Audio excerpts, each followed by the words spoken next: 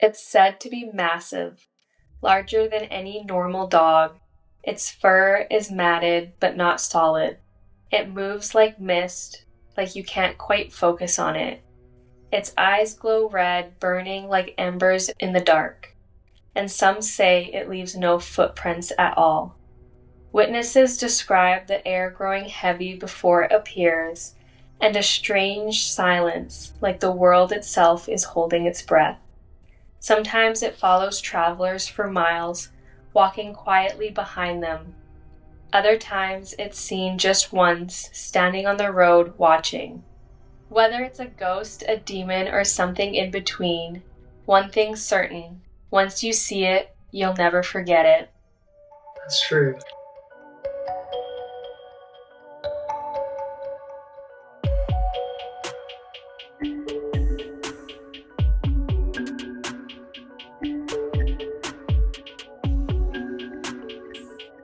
Hello and welcome to Ellis and the Unknown. I'm Krista, and today joining me is my brother Micah. Welcome, Micah. Hello, I am Krista's brother, Micah.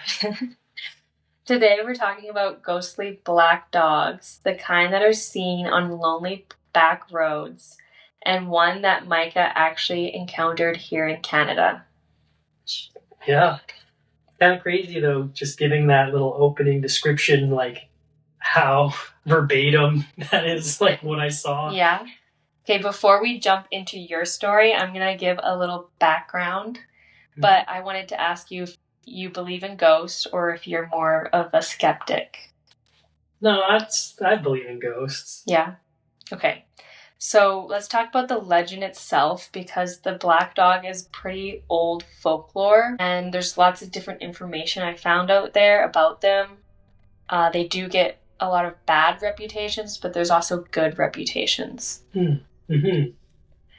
So some people call them black dogs and some people call them hellhounds. Others say that they're omens, a warning of death or that something darker is near. Kind of like the hellhound one. Yeah. Sounds kind of like better, more spooky. Kind of cool. So these stories always happen in places between worlds: crossroads, graveyards, forests, back roads, places they say that the veil gets thin. And it's the same in your story too, right? So in East Anglia in England, they call it the Black Shuck. It's a massive hound with glowing eyes that roam the coast during storms. If you see it, it means that someone you know will die within days. Well, I can confirm that no one died within days. I thought. Okay, I didn't think so. Unless it was like, no, there's no one that died within days. There's also another name in Yorkshire called the Barghest. It's a shape-shifting black dog with fiery eyes that appears again before death or tragedy. So it's always like this dark omen. In tales, it guards graveyards or stalks those who have committed crimes. Yeah. The sound of its howl is said to drive people mad or mark them for death. Interesting. Yeah. I mean, we didn't hear any howling. At least I have no memory of the howl. And this is just in England, so I'm not sure. Like different variants of what people claim to see, right? Mm-hmm. So I don't know if it's I all will the give same. you my full story whenever, right? And I'm just going to tell one more thing in England, and then I believe we can get into your story, because I know you're excited. I'm excited to hear it again. Oh, sure, yeah. So one of the chilling recorded sightings in England took place in 1577. So like I said, it's an old folklore. And maybe that's why it's also here today. Like, it was brought over by the people that moved here as well. So this happened on Sunday, August 4th in 1577 in a small village of Bungay in England. Oh, yes. Yeah, I think I said it right. During a storm, there was a monstrous black dog that burst into St. Mary's, a local church. Okay, well, that's a little more freaky. Yeah, and apparently it killed 2 people during this. Yeah, it's more intense, yeah. It said that there was flashes of fire. Maybe this is just because it's a storm. I don't know if the dog brought fire, but that's what people say. And whatever it was, it was said to leave scorch marks on the doors. Yeah, it's like a real hellhound. Yeah. So the marks can apparently still be seen today, and they're known as the devil's fingerprints. So whether the scorch marks existed before, or maybe it was from a lightning storm, I don't know. But through retelling, maybe it was misunderstanding or misinterpretation that created the story we have today. Or maybe you believe that the black dog really created the chaos that's still remembered today. There's a verse that kind of kept the story alive, and it goes, "All the church in midst of fire, the hellish monster flew, and passing onward to the choir, he many people slew." Dog was flying? Apparently. Holy shit. So some also think that it could have been a large cat mistaken in the panic. I don't know what kind of big black cats they would have in England. Like, no, I was like panther comes to mind. Yeah. I don't think that's native to England. Yeah. And then others have thought maybe it was sighting of a bear, because they say it's like a Black very bear, large dog. But the brown bear went extinct in Britain over 1,000 years before this story. This is supposed to be like one of the earliest recorded stories in England? Yeah. Okay. Yeah, so some say the black dog is an omen of death, a warning that something dark is coming. Unlike other supernatural creatures, though, besides this story, because this story we just heard that it killed 2 people, but most of the other stories do not have the dog actively kill its victims. Rather, it usually comes like a warning sign. So that one's a little different. Yeah, because usually it's almost like perceived as some sort of like ghostly or like spirit Like thing, not- like yeah. in the distance, not an actual physical thing attacking. Exactly. I don't know if that's the same or it might be something completely different. Yeah, it could.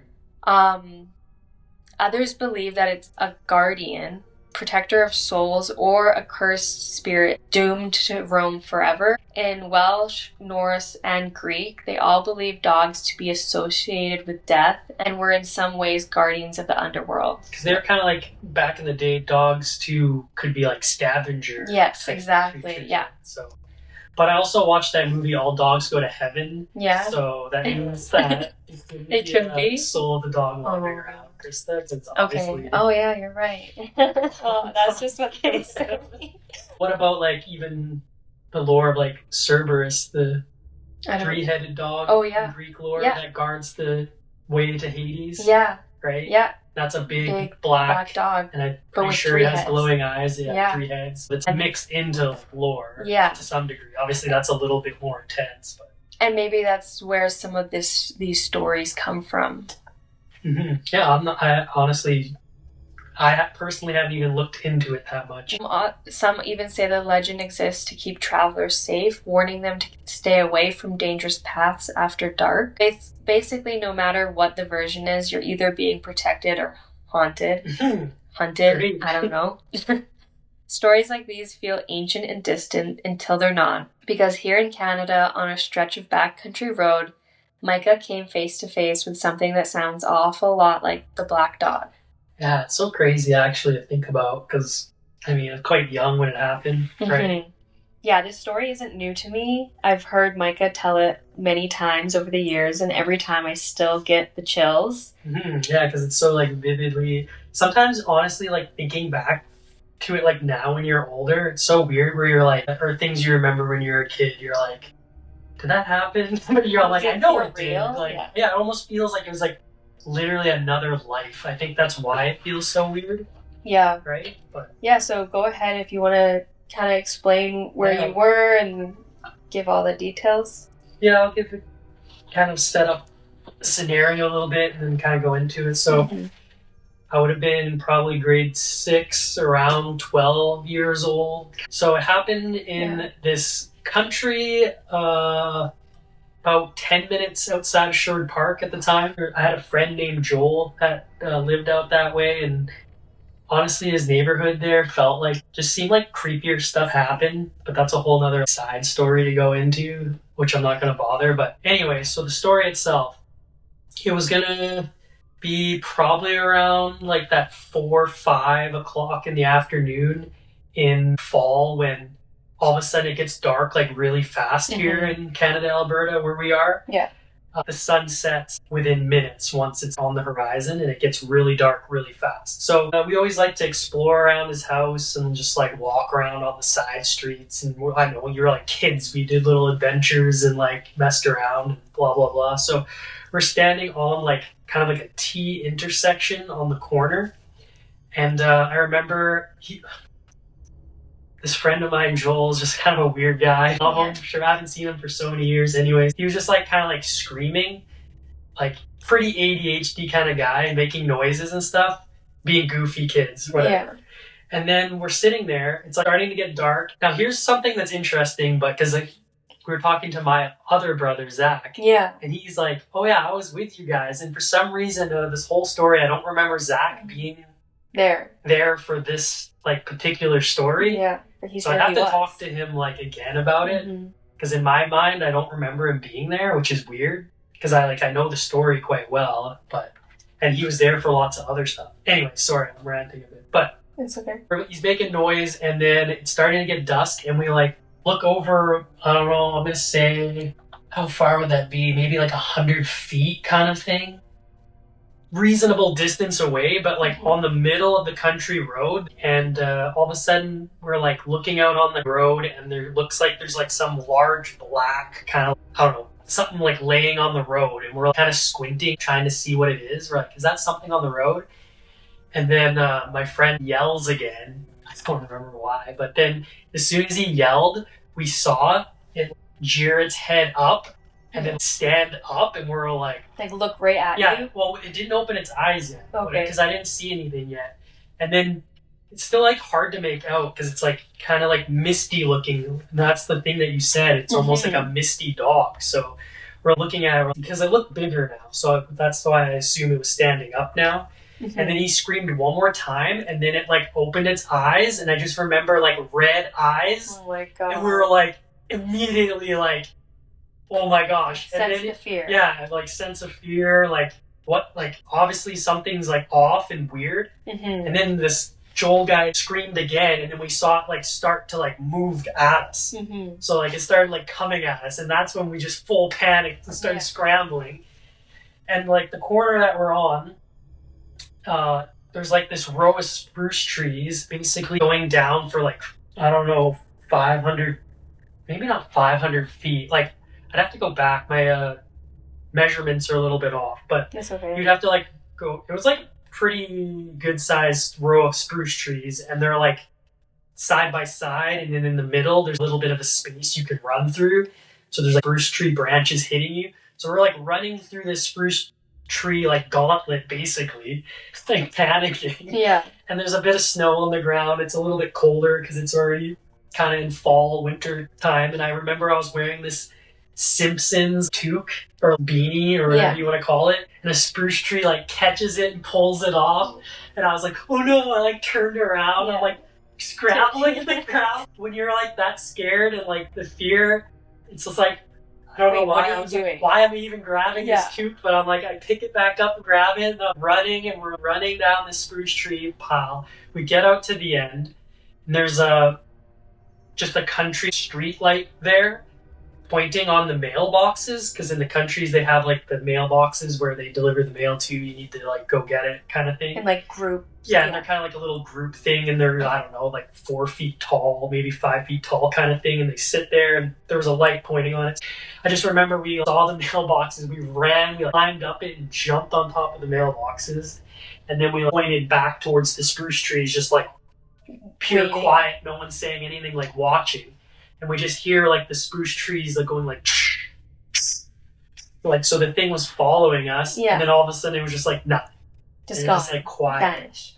And we just kind of like sat up there for, I don't know honestly how long, I can't remember. Yeah. It felt like a really long time, maybe like 5-10 minutes, while we were just kind of like freaking out. And then eventually like we jumped down and just like booked it on like the main country road that went back to his house. So yeah, that was the story. Yeah. And like I remember telling people, because that happened on a weekend, like sleeping over at your friend's house. I remember like telling some of our other friends about it at like school, and like just this crazy thing happened. Yeah. And then, I mean... And you didn't know anything about this folklore before? So, like, I was like 12. I know I had never heard of anything with this like dog before. You know, we hear like werewolf stories and stuff like that. But like, I didn't really know what to make out of this, to be honest. Oh, maybe it was just like a dog kind of thing, but it was like creepy and it felt different. And then it wasn't until literally like years later, I can't remember if it was a book or like some show or something was talking about different... I think it might have been a book actually.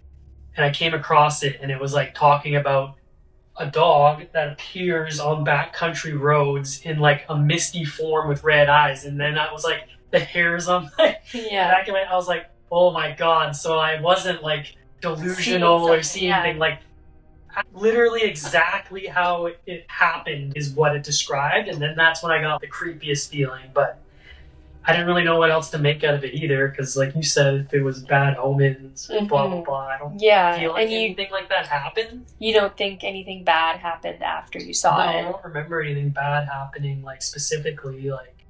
One of my thoughts is, you said that the neighborhood wasn't that good. Maybe it was, like, more of a protection, like, to stop you guys, because it was on your path, like, where you would be walking? Or is it probably like behind? Not. We wouldn't have gone that far that way. Okay. Because it was like in the distance on the country road, and we were kind of staying within the like, what do you call it? Subdivision. Mm-hmm. And it was like right on the corner of like a crossroads. Okay. Like if I could I could literally drive back to the area and like show you exactly where I saw it and the spruce trees we ran through. I would love that. See if it's the same today. Mm-hmm. And the thing that I remember questioning in my own like sanity, like later, like did it actually have red eyes? Or like before I even like found out about it, and then once I like saw the lore about it, I was like, oh my gosh, it had red eyes. That's so creepy. And the mistiness of it, like you're almost like squinting, being like, what is that? Like it doesn't really form like a solid shape. Yeah. So. And you don't think it could have been just like a stray dog from a farm Well, like I said, like that's what I kind of like maybe thought it. It was like all of a sudden it was just on the road. Mm-hmm. Like I feel like we would have noticed like a dog walking across and then lay on the road, and it was like the middle of the road too. Yeah. So it was like all of a sudden it just appeared there, and then didn't even know what it was at first. So just like so many weird little creepy things about it. I mean, it sounds just like these stories where it's like it just appears and then again it just disappears. Yeah. Because even in the trees, you think you would hear it leaving. Yeah. So it's like spooking us away. I have no idea like for what reason or what, but. And you've never seen anything like this? No, I was gonna say I've never like seen another dog like this. So that was like a one-time thing. It's not like it's followed me or done anything weird like that. Yeah, who knows? Yeah. Unless it was like appearing to my friend Joel and like I just happened to be there and part of it. Yeah. That would be like a whole other question. A whole other thing. Like if, I don't know if anything happened to him afterwards, and I'm sure you probably don't remember. Just know he's had kind of like a wilder life. Yeah. I haven't been in contact with him for a very long time, so I don't really know either. But it's just like, you don't really think of those questions either as a kid, right? No. Kind of like you see it and it's like it's happening, and then, I mean, a lot of times adults just go, it's your imagination too, right? Because I remember telling like you guys the story, obviously growing up and other times, but like now thinking back on it, even now, it's like, that's so weird. Yeah. Like, how did that happen? Yeah, I'm like, why? So random. And even like I said, every time you tell me, I get the spooks just by hearing it. I kind of wish I could just see it again, though. Yeah. Okay, well, maybe not. But not actually, because, there's another story that I have, too, that's similar. With the dogs? Yeah, with the dogs. It's in Connecticut, Hanging Hills. It's called. There's another version of the black dog, and it's similar. But it's hikers and locals have reported seeing a black hound roaming the cliffs and trails. So I believe it's like more in the trees. But sometimes it follows people silently for miles. And then sometimes it disappears into mist, never making a sound. Yeah, that's creepy. So it's similar. The thing with this one, makes itself known for a while. Yeah. And then it can just be like gone. back into the mist, Yeah. basically. Yeah. But the thing with this one is they say that if you see it more than once, it's truly dangerous. Oh, God. Thank God I didn't see it. That's what I was going to say. Because, like, maybe you don't want to see it again. Because they say that if you meet it once, a black dog once, it shall be for joy. If you meet it twice, it shall be for sorrow. And the third time... the third time, they shall die. Yeah. Oh, my God. Yeah. It's like The Ring, but with a black dog showing up. Yeah. And you only have so much time. No, yeah. So that's my story. Yeah, it's a little crazy. I need to talk to our other brother, though, and be like... Yeah. I want to, like, remember if he was actually there. Because I just know it was me and Joel for sure. And it's like, Zach, like, came a lot of the times, though, like, when we were doing stuff. And I just don't know if he actually, like... was there or just remembered. Just remembers hearing the story so many times. But then, that doesn't really matter, to be honest. But it's just something that... Well, you know that you witnessed it and that affected you. It's just funny, the little details, too, that you, like... I can just, like, picture it so clearly in my mind. Like, this, on the corner, and seeing it, and being like, what? And then, like, it's starting to, like, stand up, and then open its eyes, and then it's, like, running through these trees, and this, like, random Simpsons, too, jumping up. But, yeah. Wow. So, that's the story. The old mist dog. It's interesting how it ties to a lot of these stories. They are, and black dogs, like, they're kind of all over, like, all over the world, not just here, like, in Canada and the United States and England, in Norse and Greek. They've always been tied to some omen. So I wonder what the whole purpose of you seeing it was, or if it was just by chance, or, like you said, if it was for your friend, or if, you know. Maybe. But it's also just weird, like, you know, you can, like, hear all these stories of, like, these different lores and people seeing different cryptids and, like, all that kind of stuff. And you're always kind of like, I don't know. Yeah. Or, like... until you actually it's like... And then it's like, but I know I saw this, and it wasn't, like, some made-up thing that I did for attention as a kid. Like, I didn't even think much of it until later, to be honest, right? Yeah. So, and then once I found out it was a lore, you're like, okay, so these stories have something to them. Yeah. Like, these people that are probably claiming to see other mist hounds fall, like, they're probably seeing it in my, like, understanding now, but, like, again, why? And, like, is it just, like, kind of that other spiritual realm or something, like, overlapping into ours? And like you said, is it, like, a guardian of that area, like, trying to do, like, there's just so and as well as the time too, like, the right before dark, it's like transitional time of, like, and same with this season, like, transitional into fall. Like, it's just, like, very interesting, and I don't really know quite what to make of it, but it happened, I guess. Did I ask you if it felt different than anything before, like a change in the air or the silence? At that time of night, it's just, like, kind of quiet out in the country anyways. So it wasn't like all of a sudden, like, everything went like I can't I personally just can't remember enough to even make that claim. And your friend's also yelling too. So it just kind of felt like we were there, and then it's like that, like, really quick transition, so it kind of, like, all happened fast, because by the time we were on that corner, there was still some light, and then by the time we were, like, run and we're on the mailboxes, it's, like, dark already. Wow. So it's just like, but, like, for quiet, I mean, it seemed quiet, like, in my memory, but I wish I could just, like, re-watch it, like a film. Like a film, or if I had a body cam, like, thing on, or something, like, to, like, just see it, because, anyways. Also, another story that I have. It's not on the land, it's on the water. What the heck? Yeah. Like swimming? Well, it's not swimming, it's on boats. Oh my. Just, like, driving a boat. So it's another, no, this is, like, back in well, this story, this story is from 1875 on Lake Erie, which is one of the Great Lakes in Canada and the U.S. So, aboard a ship that was called the Isaac G. Jenkins. Good name, right? One night, a crewman spotted a large black dog climbing onto the deck. It walked calmly across the planks and then leapt over the side, but there was no splash, no sound. It was just gone. So, like, they're out in the water. Probably has, like, scurvy and he's, like... And just losing it. Maybe. Maybe. But apparently the captain tried to shrug it off, chalking it up to the trick of a light. But the crewman was adamant that he had seen it clear as day. Yeah. And the captain had a real dog on the boat, but apparently it was tied up in, like, the cabin or on the deck, so it couldn't have been mistaken identity.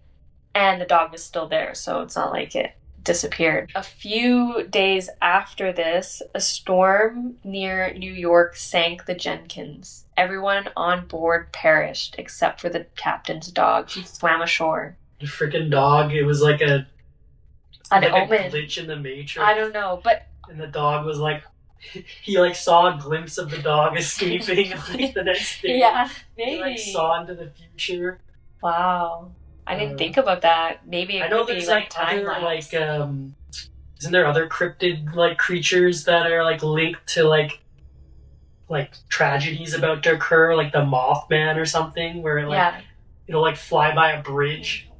Yeah, and they, like, saw it, and then, like, the bridge broke, like, the next day or week or something, and it's, like, some weird otherworldly creature that's, like, I'm pretty sure there's something. Yeah, no, there's definitely Mothman, and I will do an episode on that. Maybe if you don't have any friends that have seen a Mothman. Actually, our cousin said they did. Nicole saw Mothman. Oh my goodness, seriously? So maybe I can get her on. Yeah, so... I don't know the story, but that's just what I was told. But yeah. So there's lots of different things, but this one, it says it was a dog. Also, I don't know how they know this whole thing if everyone on the ship died. So, like, how do they know that someone saw a dog before everyone died? That's my question. True. So I don't know if this is just a story, but there was, like, a news clipping about this. So I'm not sure, but then there's also Lake Huron. That's another lake in the Great Lakes. I think it's, like, close by. But it takes a slightly different role. While Lake Erie is all about bad omens and disasters, this legend often casts the creature as kind of a dark protector. Stories say that the dog will appear to... another dog. Yeah. It will appear to punish those who've done wrong. Often targeting people with ill intent, it might leap onto the ship, roam the deck, or appear on shore, letting out a bone-chilling howl. So yeah, this one, and there's another one that they howl, but I know you said you didn't. No, the dog never howled. Then it suddenly vanishes, leaving a sense of warning. Some sailors swore that if they treated the black dog with respect, it would guide them safely through the waters. But this one sounds different because this isn't, like, misty and, like, red eye. No. It looks like it's more like a dog. Black dog that just appears. Yeah, so maybe it's like a ghost and not like an actual otherworldly thing. But yeah, this one, they say that it keeps them safe in the water, keeps them out of storms. But yeah, unlike the black dogs of England, which haunt churches, crossroads, or sacred places, this dog is tied directly to the water, to ships, sailors, those who live by the lake. The legend kind of became part of a working class folklore to the region, passed down through sailors and fishermen. Interesting, yeah. And some sailors started to even bring black dogs on their boats. Do you think that's why the other captain had a black dog? Yeah, maybe. Because it's said to, like, protect them and also scare other and the other black ships. dog's like, oh, this ship already has a black dog on it. So he left. Maybe. But I guess the Coast Guard put a stop to that practice. Like, you're not allowed to have black dogs on the boat, I guess. Why not? I don't know. Why is it always black dogs and black cats? It's like the weird it's the black, and then I was even thinking about black crows. Oh, yeah. Like, well, crows are just typically black. Yeah. I don't think there's other. Yeah, that's true. Crows or anything, but cats can be like any color. Dogs can be any color. Yeah, but it's always the black that is like the scary omen. I don't know. I mean, black does represent like death and darkness, and that's usually what people associate with it, so maybe that's why these things get like a bad name. Yeah, I don't know, it was black what I saw. Yeah, you can't control it. The black dog appears in many forms, sometimes a sign of death, sometimes a dark protector, sometimes something in between. Whether it's walking silently behind a traveler on a lonely road, haunting a deck of a ship, or roaming the cliffs and forest, one thing is clear: this legend has survived centuries and continents. This story persists because the black dog touches something deep in us, a fear of the unknown, a warning from the shadows, or perhaps a reminder that some paths are not meant to be walked. Maybe you'll never see one, but maybe you will. Next time you're out on the dark road or walking along a foggy lake, pay attention, because legends like this don't always stay in the past. If today's story made you question what's real, then you've stepped a little closer to the unknown. Thank you so much. Thank you, Mike. No, it's okay. Thank you, Micah, for coming on and sharing your story. Yeah. And hopefully... It was fun. I haven't, talked it through for a while. Yeah. I was just going to say, I also was, growing up, I wasn't, afraid of dogs either, right? So, yeah. It's not like I made it up because I'm, scared of dogs. Yeah. I don't know. I'm just trying to, think of anything else to add. I don't know. I think that's good. Okay. Well, yeah. Thanks for joining me, and hopefully you'll be on for another episode. I know you also had another ghost story not ghost, but kind of a spooky encounters when you went to the haunted hospital here in Edmonton. Yeah, we can do another episode on that hospital specifically, maybe, and some ghost-like stories. But there's some weird stuff that happened there too. And then we did technically have one other thing we saw in the backyard, which is weird and it's not really a story though or anything. It's just we saw it, and we were like, huh? So. Yeah, we can talk about that stuff later. Okay. Well, thank you. All right. Thank you, Krista. Yep. Bye.